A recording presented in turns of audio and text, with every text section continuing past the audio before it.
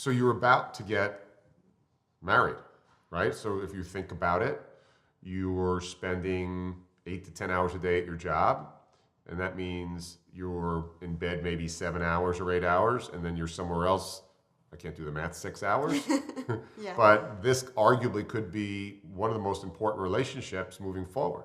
Just like any other relationship, you have to accept the bad with the good.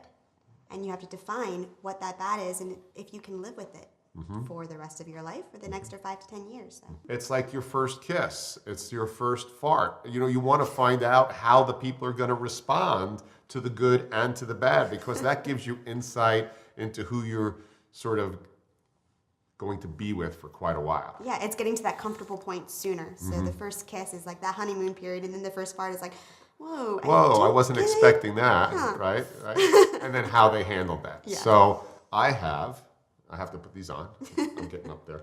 From the interviewee, you always want to know, why is this position open? And I know you asked it earlier in the process, but you want to ask it again at the end with the information you now have and you're armed with, and see if that sort of checks with what they've been saying all along. Yeah, consistency with their message as far as why that position is open, transparency. The next set of questions, and I'll go through them and we'll discuss them.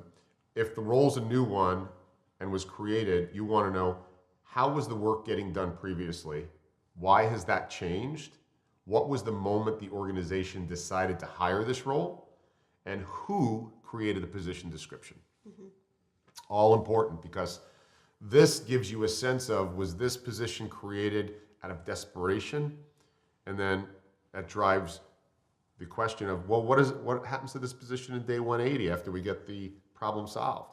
What's the intention of the position then?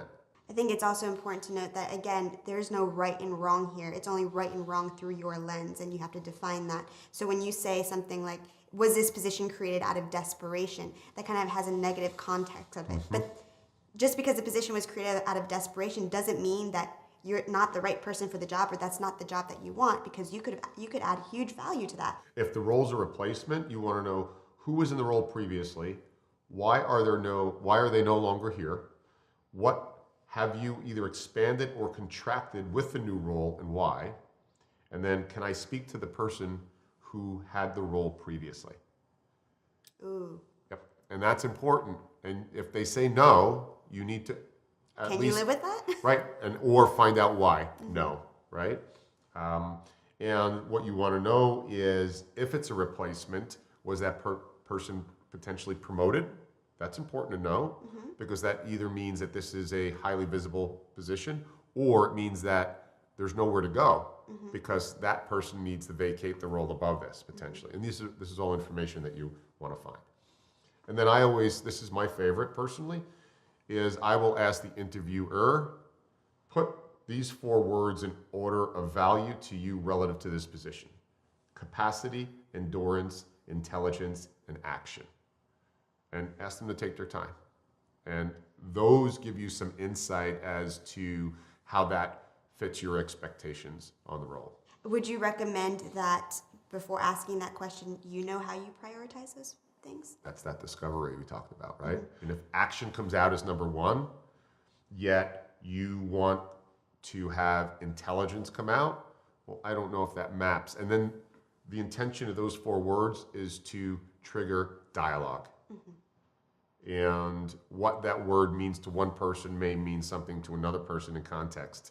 And that's all this series is supposed to do, as far as the final questions, is provoke dialogue, because the person you're chatting with needs to be the person you're reporting to when you ask these questions, and that's who you're going to be working with every day. And then the final one, and this is where everybody goes quiet for a second and stares at each other. What is your primary concern if you fill this role with the wrong person? And how and when will you know it was the wrong fit? That's like sort of like a prenup. Yeah.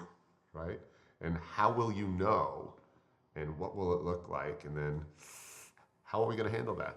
You know why it makes it so awkward is because the interviewing process is 2 to 3 weeks. It's short. It's not months of an interviewing process, and you're asking these really invasive questions, but you need to have them answered, because even though you're interviewing for 2 to 3 weeks, you could potentially be with this organization for years to come. And how you feel at your job during the day or the night, whenever your shift is, will totally determine how you treat the outside world.